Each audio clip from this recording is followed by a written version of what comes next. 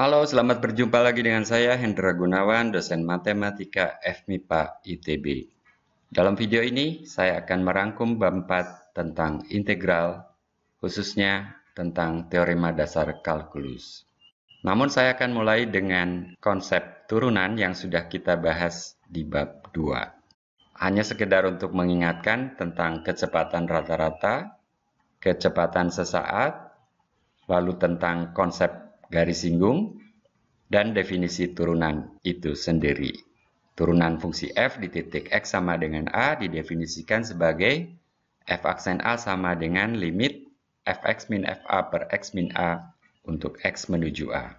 Lalu ada teorema nilai rata-rata yang menyatakan jika f kontinu pada interval tutup AB dan mempunyai turunan di setiap titik di dalam interval buka AB, maka fb min fa per b min a sama dengan f aksen C untuk suatu C anggota interval buka AB.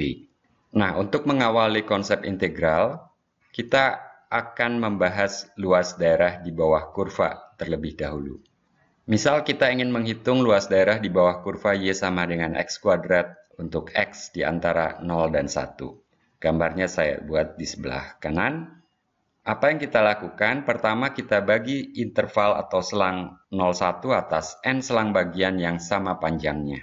Lalu luas daerah di bawah kurva tadi kita hampiri dengan jumlah luas n persegi panjang di bawah kurva, yakni L kurang lebih sama dengan 1/n kali jumlahan ini, 0 kuadrat tambah 1 kuadrat per n kuadrat tambah 2 kuadrat per n kuadrat, dan seterusnya sampai dengan n-1 kuadrat per n kuadrat. 1/n merupakan lebar persegi-persegi panjang di bawah kurva itu tadi, 1 kuadrat per n kuadrat, 2 kuadrat per n kuadrat, dan seterusnya sampai dengan n-1 kuadrat per n kuadrat merupakan tinggi persegi-persegi panjang itu tadi. Deret di ruas kanan tadi dapat kita tulis ulang sebagai 1 per n pangkat 3 kali jumlahan 1 kuadrat tambah 2 kuadrat dan seterusnya sampai dengan n-1 kuadrat.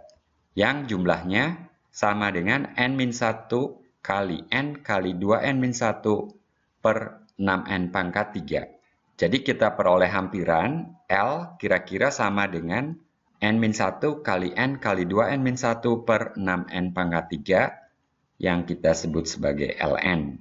Dari sini kita peroleh Ln kira-kira sama dengan 1/3 bila n cukup besar.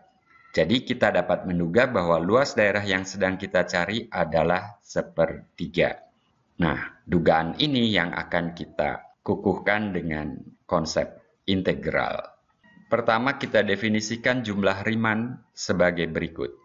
Misal f fungsi dari interval AB ke R kontinu kecuali di sejumlah terhingga titik. Bagi selang AB atas n selang bagian, tak perlu sama panjang, dengan titik-titik pembagi x0, x1, x2, dan seterusnya sampai dengan xn. Di sini x0 sama dengan A dan xn sama dengan B. Himpunan titik-titik ini disebut sebagai partisi dari interval AB. Untuk I1 sampai dengan N, kita tulis delta XI sama dengan XI min 1 yang menyatakan lebar selang bagian ke I. Pada setiap selang bagian, kita pilih titik-titik sampel TI sembarang. Lalu kita bentuk jumlahan Riemann RP yang sama dengan sigma FTI kali delta XI dengan indeks I berjalan dari 1 sampai dengan N. Bentuk ini dikenal sebagai jumlah Riemann untuk F terhadap partisi P dan titik-titik sampel TI. Jumlah Riemann untuk F merupakan hampiran untuk luas daerah di bawah kurva Y sama dengan Fx pada interval AB.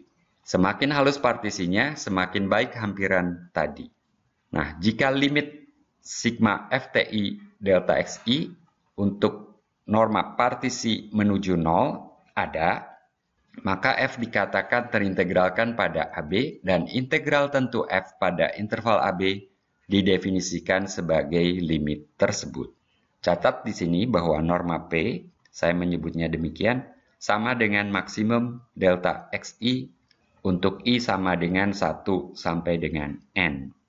Jika delta xi sama dengan b min a per n untuk setiap i, dan n menuju tak terhingga, maka norma p menuju 0. Nah, berikut ini saya akan memperkenalkan fungsi akumulasi. Misalkan f terintegralkan pada interval AB, definisikan f kapital X sama dengan integral f kecil dari a sampai dengan x. Gambarnya diperlihatkan di sebelah kanan. Di sini x merupakan variabel di antara a dan b. Nilai kapital F X menyatakan luas daerah di bawah kurva Y sama dengan Ft untuk T di antara A dan X. Perhatikan bahwa FA sama dengan 0 dan FB sama dengan integral fungsi F kecil dari A sampai dengan B yang menyatakan luas daerah di bawah kurva F pada selang AB. Fungsi kapital F disebut sebagai fungsi akumulasi dari fungsi F kecil. Nah, teorema dasar kalkulus pertama menyatakan jika F kontinu di X0, anggota interval buka AB, maka F kapital aksen X0 sama dengan F kecil X0. Catat bahwa teorema dasar kalkulus pertama menyatakan bahwa fungsi akumulasi F kapital merupakan antiturunan dari fungsi F kecil. Teorema dasar kalkulus pertama memberitahu kita bahwa turunan dan integral merupakan semacam kebalikan satu terhadap yang lainnya. Bukti teorema dasar kalkulus pertama menggunakan definisi turunan dan definisi fungsi akumulasi itu sendiri. Terlihat di sini bahwa f kapital aksen x0 sama dengan limit dari integral fungsi f kecil dari x0 sampai dengan x0 plus h dibagi dengan h, dan h menuju 0. Ketika h bernilai sangat kecil, mendekati 0, f tak berubah banyak pada interval x0, x0 plus h. Pada selang tersebut, ft kira-kira sama dengan fx0, sehingga integralnya kira-kira sama dengan h kali fx0.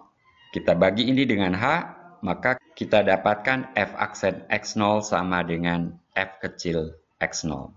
Nah, sekarang teorema dasar kalkulus kedua berbunyi sebagai berikut. Jika f kecil kontinu dan mempunyai antiturunan f kapital pada interval AB, maka integral f kecil pada interval AB sama dengan nilai f kapital B dikurangi f kapital A. Seperti halnya teorema dasar kalkulus pertama, teorema dasar kalkulus kedua mengaitkan integral tentu dengan antiturunannya. Teorema dasar kalkulus 2 merupakan akibat dari teorema dasar kalkulus pertama, tetapi dapat dibuktikan pula dengan menggunakan teorema nilai rata-rata untuk turunan. Berikut adalah buktinya. Misalkan f kontinu dan mempunyai antiturunan f kapital pada interval AB. Maka f terintegralkan pada interval AB, dan untuk setiap partisi x0, x1, x2, dan seterusnya sampai dengan xn, kita mempunyai f kapital B minus f kapital A sama dengan sigma f kapital XI minus f kapital XI min 1 I dari 1 sampai dengan n sama dengan f kecil TI kali delta XI yang kita peroleh melalui teorema nilai rata-rata turunan. Karena itu integral f kecil pada interval AB yang sama dengan limit sigma FTI delta XI sama dengan F kapital B minus F kapital A karena sigma tadi tidak bergantung pada pemilihan partisi P. Sebagai contoh penggunaan teorema dasar kalkulus 2, kita lihat ini. F kapital X sama dengan sepertiga X pangkat 3 merupakan antiturunan dari F kecil X sama dengan X kuadrat. Menurut teorema dasar kalkulus 2, integral dari x kuadrat dari 0 sampai dengan 1 sama dengan sepertiga x pangkat 3 dari 0 sampai dengan 1 yang sama dengan sepertiga minus 0 sama dengan sepertiga. Ini mengukuhkan bahwa luas daerah di bawah kurva Y sama dengan x kuadrat pada interval 0,1 sama dengan sepertiga. Berikutnya adalah teorema nilai rata-rata integral yang menyatakan jika f kontinu pada interval AB, maka terdapat C anggota interval AB sedemikian sehingga FC sama dengan 1/B min A kali integral f pada interval AB. Atau FC kali B min A sama dengan integral f pada interval AB. Di gambar diperlihatkan bahwa integral f menyatakan luas daerah di bawah kurva dan FC kali B min A sama dengan luasan persegi panjang yang alasnya interval AB dan tingginya sama dengan FC. Nilai FC dalam teorema ini disebut nilai rata-rata integral f pada interval AB. Nah, nilai rata-rata turunan dan nilai rata-rata integral terkait dalam pernyataan berikut. Jika f kapital aksen sama dengan f kecil kontinu pada interval AB, maka f kapital B minus f kapital A per B min A sama dengan 1 per B min A kali integral f pada interval AB. Keduanya sama dengan nilai FC untuk suatu C di antara A dan B. Oke, saya telah menjelaskan dua konsep mendasar dalam kalkulus, yaitu turunan dan integral, yang merupakan inverse satu terhadap yang lainnya.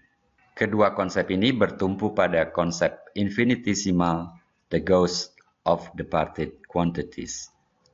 Oke, selamat mempelajari bab 4 tentang integral dan aplikasinya nanti di bab 5 dan seterusnya. Sampai jumpa pada kesempatan yang akan datang. Bila Anda kangen dengan kalkulus, silakan mampir lagi kembali ke video-video di kanal ini.